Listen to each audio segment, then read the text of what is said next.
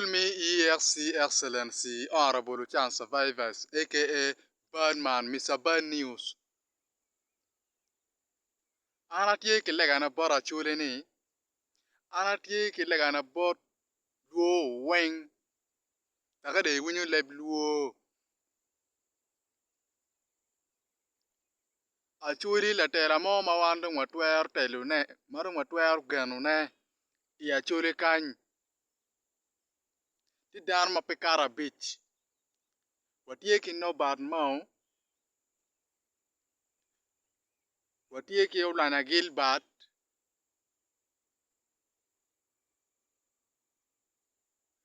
Watie ki General Otema Wany. Mene yelu tela ma wano tikere matwer konyo wana chuli.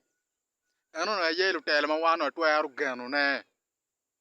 Piti nger mobo a from nowhere ni eni tiga biyon ka lwen pia chuli log ming ini this time piwa mero.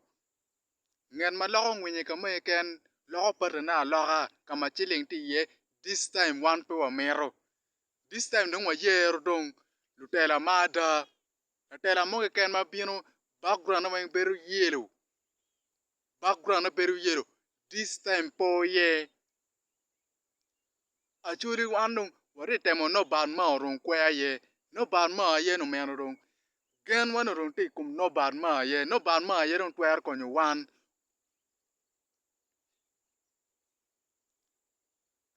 Kani yan mo lu bao ye no bad ma beno chung. Ma lu bao chwalo ni no bad ma a ye. Bitelu Uganda. Ena ye rong bi konyo wan macharu wan. Dano me Uganda. Ti chwinyo bo beru yom bena. Ni yan mo tiye ma lu bao bena bo yomu chwinywa. Nanwe. Long man me nyego mugo man en ya ibiano ya. Ni ini biano ka lwen pia churi. Kono ini tika yenu yoku ni eno ni wan piwa mero. Ka ini tika yenu yoku ni pe lok nya churi. Pe lok ni ini tika lwen pia churi. This time wan piwa mero ming. This time wan piwa mero lupoya. Nanwe. Bongulo kori bongulo mo ni kaka chata. Kono ngano mono ucharo kaka churi yo. Kono ngano ucharo. Ngeta anu ni petweru chato kaka churi.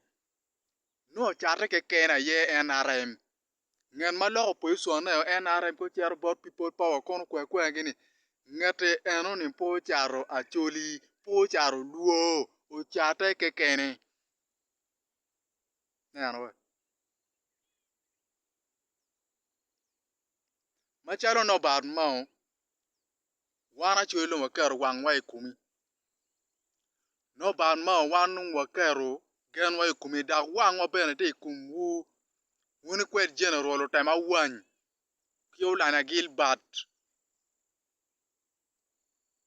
Peri ngar mo mabo a from nowhere ma obian ka controlling one ma part ki wun.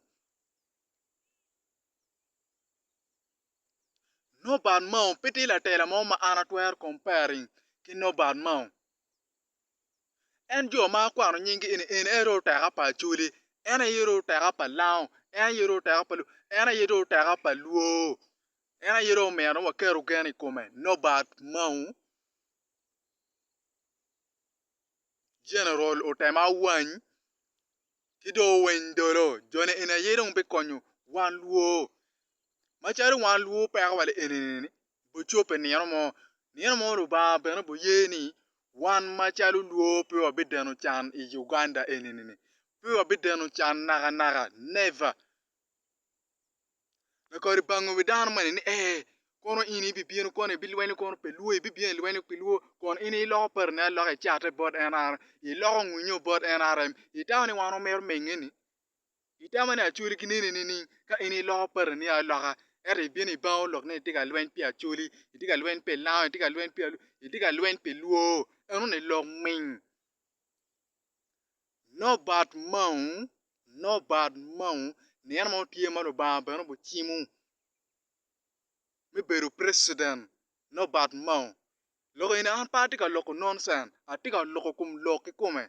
Daga ati gutu en pen loki kume ni. Nenwe. Achuri. Wakero genwa bon no bad mao. No bad mao. Peti ngar mo ma bae lo no bad mao. Peti ngar mo ma bae lo General Otema Wany.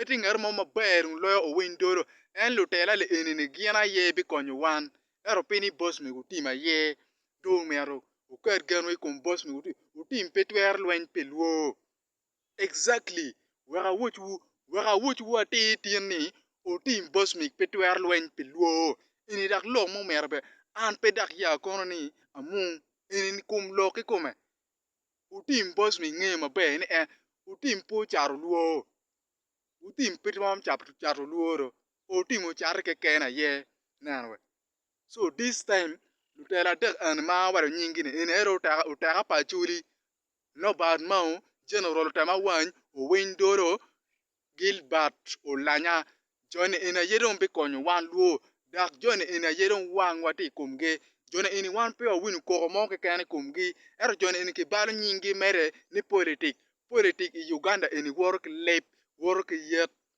so this time ana bien ka correcting won ni wa yabu wangwa bu yape no ban mo bu yabu wangwa jero tama wan bu yabu wangwa gil barulanya bu yabu wangwa lutela le ina yeron lutela magiti kalwen pia churi ka ono pengeo so call me EFC Excellency Honorable Chance Survivors aka Birdman Mr. Bad News a big kill wu kwana ma bechu keken an aka Birdman Mr. Bad News a big bien ka correcting won luo a big phone wu a big mini wu news ma be wan machala churi wan luo unyu wan kagalu wan pe wa bideno chanya lutela futie pia guto tum so call me EFC Excellency Honorable Chance Survivors aka Bad News